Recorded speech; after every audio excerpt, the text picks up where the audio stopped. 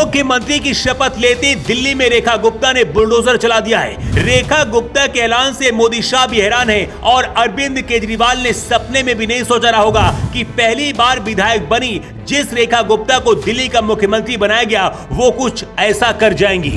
प्रवेश वर्मा से लेकर कपिल मिश्रा तक जितने भी दिल्ली में मुख्यमंत्री के दावेदार थे सभी को रेखा गुप्ता के नीचे काम करने के लिए मंत्री बना दिया गया है। प्रवेश वर्मा जो मुख्यमंत्री के सबसे बड़े दावेदार थे उन्हें भी मंत्री बना दिया गया है। आशीष सूद, मनजिंदर सिंह सिरसा भी मंत्री बनाए गए हैं, लेकिन मुख्यमंत्री की शपथ लेने के बाद रेखा गुप्ता फायर बन गई हैं। रेखा गुप्ता ने योगी स्टाइल में बुलडोजर चलाने का फैसला किया है। रेखा गुप्ता पहली बार की विधायक हैं और 3 बार विधानसभा का चुनाव लड़ चुकी हैं। इसके साथ ही वो 3 बार एमसीडी की पार्षद भी रही हैं। संगठन की बात करें तो रेखा गुप्ता बीजेपी महिला मोर्चे की राष्ट्रीय अध्यक्ष हैं और डूसू छात्र संघ की अध्यक्ष रह चुकी हैं। बचपन से ही आरएसएस से जुड़ी रही हैं। 1994 में दौलत राम कॉलेज की सचिव बनी और 1995 में डीयू छात्र संघ की सचिव और 1996 में अध्यक्ष बनी थी।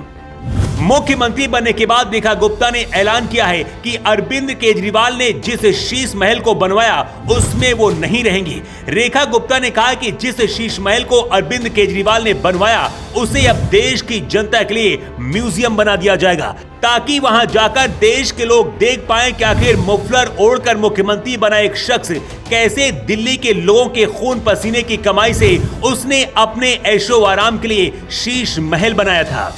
रेखा गुप्ता ने ऐलान किया है कि अब वो मुख्यमंत्री बन गई हैं और 8 मार्च को दिल्ली के महिलाओं को 2500 रुपए की पहली किस्त उनके खाते में ट्रांसफर कर दी जाएगी।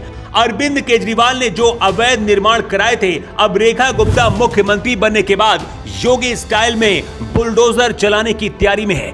विपक्ष को लगा था कि रेखा गुप्ता शांत स्वभाव वाली हैं, लेकिन शपथ लेने के बाद ही रेखा गुप्ता ने जो तेवर दिखाए हैं उससे पता चलता है कि आखिर आरएसएस और मोदी शाह ने रेखा गुप्ता को ही क्यों दिल्ली का मुख्यमंत्री बनाया है। हालांकि रेखा गुप्ता के लिए दिल्ली में लक्ष्मण रेखा भी है जिसे वो पार नहीं कर पाएंगी। दिल्ली पुलिस दिल्ली सरकार के अधीन आती है, केंद्र सरकार के अधीन, और गृह मंत्रालय से अमित शाह उसे डील करते हैं। इसलिए दिल्ली पुलिस से जुड़ा हर बड़ा फैसला लेने से पहले शाह की परमिशन रेखा गुप्ता को लेनी जरूरी होगी। दिल्ली सरकार दंगे, अपराध नियंत्रण, कानून व्यवस्था से जुड़ी नीतियां भी नहीं तय कर सकती है। दिल्ली में शांति व्यवस्था बनाए रखने की जिम्मेदारी उपराज्यपाल यानी कि एलजी और केंद्र सरकार के पास होती है।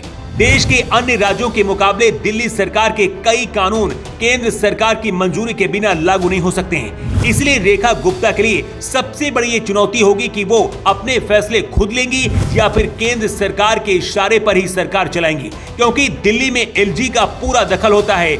इसलिए रेखा गुप्ता को हर फाइल में एलजी से परमिशन लेने जाना पड़ेगा और इसी मुद्दे को लेकर अरविंद केजरीवाल जब सीएम थे उस दौरान भी लड़ाई झगड़े देखने को मिलते थे। संविधान के अनुच्छेद 239A के तहत दिल्ली को विशेष दर्जा दिया गया है, जिसमें केंद्र सरकार को अधिक अधिकार मिले हैं। 1991 में जब दिल्ली को आंशिक रूप से राज्य का दर्जा मिला तब इसमें पुलिस, भूमि, कानून व्यवस्था को केंद्र के अधीन रखा गया। दिल्ली राष्ट्रीय राजधानी है जहां केंद्र सरकार और संसद का कार्य भी होता है, इसलिए सुरक्षा और प्रशासन पर केंद्र का अधिक नियंत्रण रखा गया है।